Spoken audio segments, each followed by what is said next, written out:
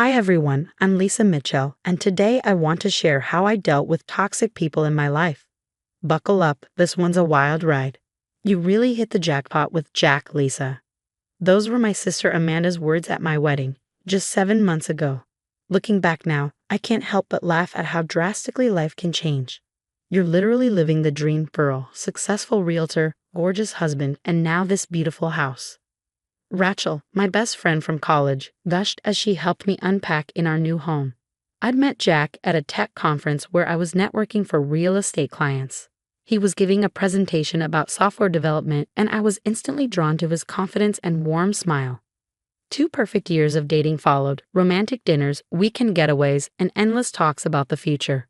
Oh, darling, I've always wanted a daughter. Jack's past girlfriends were never good enough, but you're just perfect. That was Patricia, my mother-in-law, the first time we met. I should have picked up on the possessive undertone in her voice, but I was too smitten with Jack to notice. Sweetheart, what did the doctor say? Jack's voice echoed in my mind from the day my life changed forever. 6 months into our marriage, I found a lump in the shower. It turned out to be stage 2 breast cancer. We're going to fight this together, Lisa. I don't care how hard it gets.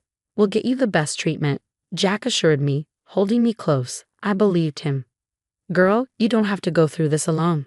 We're your ride or dies, Rachel said as Amanda nodded in agreement when I shared the diagnosis. But I decided to keep my illness private. I don't want clients backing out of deals because they think I'm unreliable. I explained, trying on my first wig and forcing a smile. These wigs are amazing, you can't even tell, Amanda said during one of our lunch dates. But not everyone was so supportive. Patricia's questions became unsettling. How long have you known Lisa? Did she ever have health issues before? She asked Rachel, fishing for information. Be careful around her, Lisa. Something about the way she watches you gives me the creeps, Rachel warned. Then came the uninvited visits. Lisa, honey, I brought you some homemade chicken soup, Patricia chirped one afternoon. I hadn't given her a key, but she somehow had one made. This kitchen is a mess. How do you expect to take care of Jack if you can't keep the house clean? And what's with all this takeout? A wife should cook fresh meals. I was too drained from chemo to argue. The criticism became routine. Then, one day, I caught her rifling through my medical files in the home office. What are you doing? I demanded. Oh, I was just tidying up, she replied, feigning innocence. Jack seems so worried lately. Is there something you're not telling us? The final straw came at a family barbecue. I had just completed my 3rd round of chemo and put on my best wig, determined to appear strong. Everyone, I'd like to propose a toast, Patricia announced, standing behind my chair, to family and honesty. I felt a tug, and time seemed to freeze. My wig slipped off in front of everyone. Gasps filled the air. Phones were raised, recording the moment. Oh my goodness, I'm so sorry. Patricia's theatrical performance was Oscar-worthy. I was just fixing your hair. I had no idea. She wailed dramatically, clutching her chest like a soap opera star. Why would you hide this from everyone? From my son? I couldn't respond. Tears spilled down my face as I ran inside, humiliated. Through the window, I caught a glimpse of Patricia, phone discreetly raised, recording my breakdown. That evening, my phone buzzed. It was a text from Amanda, forwarding screenshots from Patricia's family group chat. Patricia, look how she's deceiving my poor Jack. What else could she be hiding? Cousin, who knows if she's even sick? Maybe it's all for attention. Patricia, did you see her run away? So dramatic. Jack deserves better than a lying wife. Cousin, remember Jessica from college? She's still single. Patricia, thanks for filming it, Pat. Can't believe she fooled us all this time. Jack's response, Mom's just concerned. Maybe if Lisa had been upfront from the beginning. My hands trembled as I read the messages. My husband, the man I thought was my partner, wasn't defending me. He was siding with her. Rachel's voice was firm when I called her, sobbing. Girl, I'm coming over right now. This isn't just mean anymore. This is straight up evil. We need to document everything. That night, while Jack worked late again, I began recording every interaction with Patricia, saving every message. If she wanted to play games, I'd be ready. The next morning, I overheard Patricia's voice coming from Jack's home office. She was on speakerphone. I think Lisa's using cancer as an excuse to avoid family gatherings.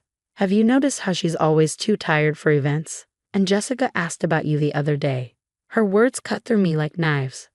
Later that week, my assistant called. Mrs. Mitchell, your mother-in-law canceled the Johnson House showing. She said you were too ill to make it. My blood ran cold. 3 canceled appointments in a month, all major listings without my consent. As Rachel helped me organize my medications that afternoon, she held up a nearly empty bottle. Where are your pain meds? This bottle's almost empty, but you barely touched it. We inspected the pills closely. They weren't my prescribed medication. They were over-the-counter vitamins, carefully swapped to look like my pain pills.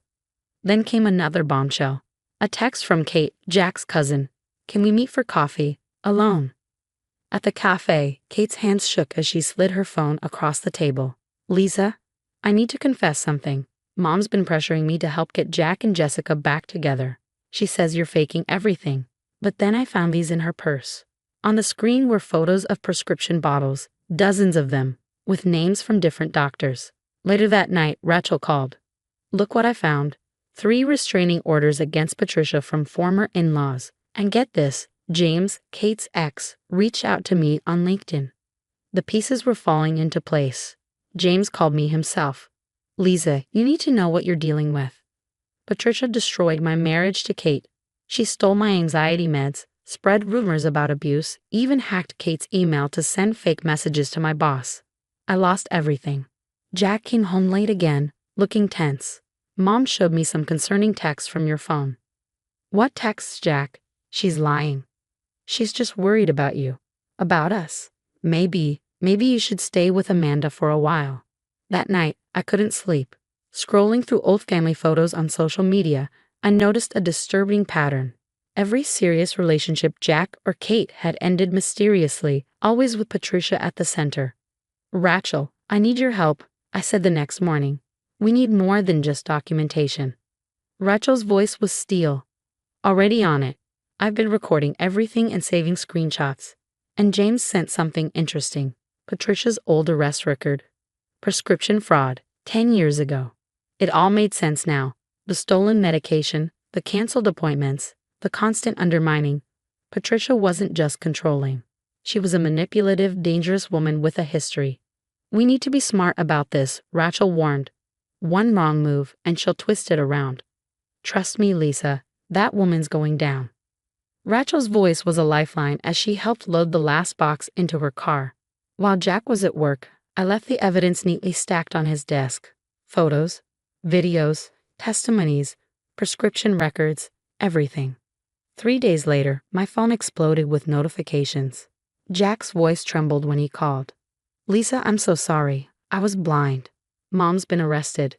The police found oxycodone prescriptions in her house under 10 different names, and she used my social security number to open credit cards. There's so much debt. I stayed silent for a moment, then replied, Did you also find the videos of her mocking my cancer or the proof she sabotaged my business? Kate called next, crying. Lisa, the police uncovered emails Patricia manipulated. She twisted every conversation between James and me. Our entire divorce was based on her lies. The family group chat that once mocked me became a support group for Patricia's victims. Former in-laws came forward with similar stories. Her once flawless facade crumbled under the weight of lawsuits. A week later, one of Patricia's old bridge club friends approached me at the grocery store. Miss Mitchell, we're all disgusted by what she did. To you, to everyone. She's not welcome in our circles anymore. My last chemotherapy session felt like a personal victory. My hair grew back stronger, just like me. My real estate business thrived, bolstered by clients who admired my resilience and honesty. Lisa, please, I've changed. Can we try again? Jack's text went unanswered.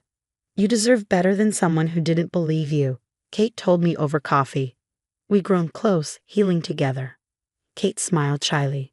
I'm getting married again next month, to James. We'd love for you to come. Mom's not invited, obviously. Last week, I organized a charity event for cancer survivors. While greeting guests, I met someone new. He listened to my story, not with pity, but with understanding. Karma got her good, Rachel said, scrolling through her phone. Patricia's mugshot had made the local news, attached to multiple fraud charges and jail time. Her reputation was in shambles.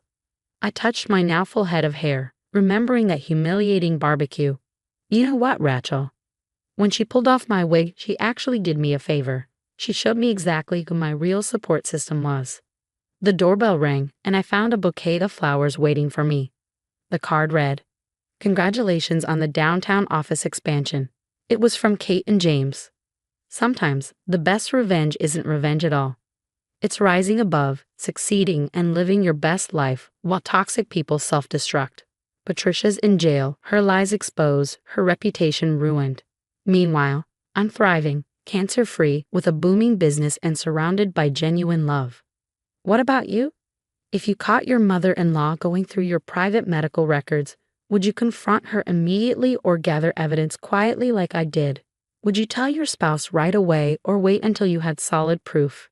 Share your thoughts in the comments. I'd love to hear how you handle a breach of trust like this. If my story resonated with you, don't forget to hit that like button and subscribe for more real stories about overcoming toxic relationships and standing up for yourself. Remember, your health battles are your story to tell. No one has the right to expose them before you're ready.